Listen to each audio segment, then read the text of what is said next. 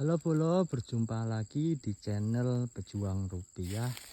Seperti biasanya Bolo, hari ini saya akan sharing-sharing mengenai pohon sawit Bolo. Nah, khusus hari ini topik yang saya angkat adalah cara memelepah atau mepah pohon sawit yang bagus Bolo. Dimana pelepah atau proses mepah pada pohon sawit itu sangat penting untuk menjaga kesehatan dan juga produktivitas pohon sawit Bolo. Nah, mepah yang tepat akan memastikan energi pohon sawit fokus pada produksi buah, bukan pada pelepah yang tidak produktif ya. Nah, biasanya ciri-cirinya pelepah yang tidak produktif itu adalah pelepah yang berwarna kuning Bolo. Nah, seperti ini kan sudah berwarna kuning Bolo. Ini sebenarnya pelepahnya sudah tidak produktif. Nah, apa saja sih hal-hal yang perlu diperhatikan Bolo? Jadi untuk yang pertama kita mempersiapkan alat dan waktu yang tepat Bolo. Jadi alat dan juga waktu yang tepat itu sangat penting Bolo dalam proses pengepahan. Pastikan Anda menggunakan alat yang tajam dan juga bersih. Jangan menggunakan yang alat yang sudah karatan atau yang kotor Bolo, itu sangat tidak bagus. Bisa nanti menimbulkan penyakit pada pohon sawit Bolo. Nah, contohnya seperti dodos atau kampak untuk mendapatkan hasil pangkasan yang rapi dan menghindari luka pada pohon. Lalu lakukan pemangkasan saat musim kemarau atau saat kondisi kering. Jangan melakukan pemangkasan pada kondisi musim hujan atau lagi hujan Bolo. Itu tidak bagus, tidak dianjurkan.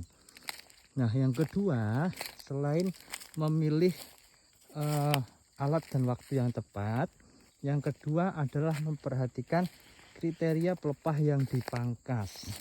Jadi tidak semua pelepah harus dipangkas Bolo, hanya pelepah yang dengan kriteria tersebut yang boleh dipotong.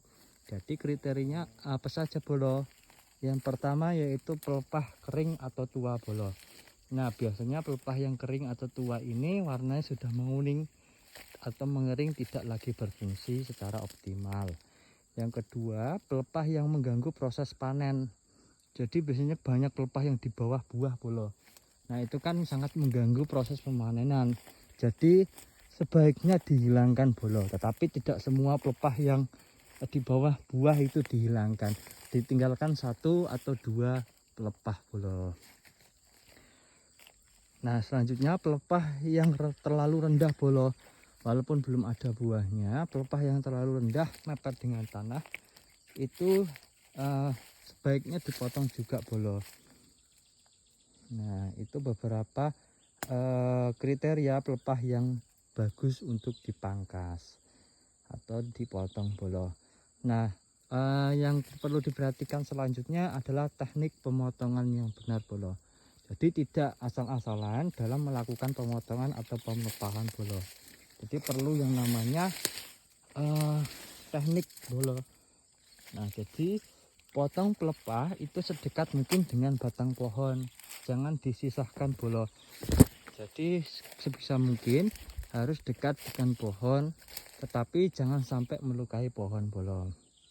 Nah, pelepah yang tersisa atau bekas pangkasan harus rapi dan tidak menyisakan tulang pelepah yang panjang.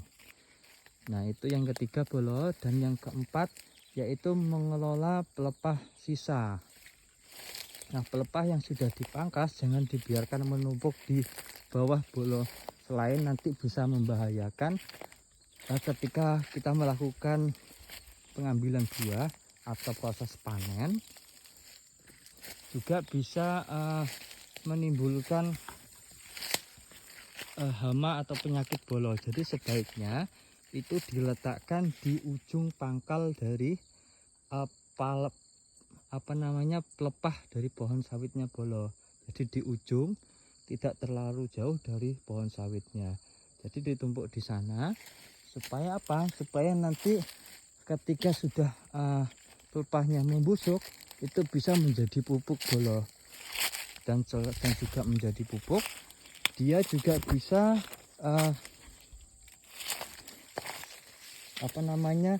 sebagai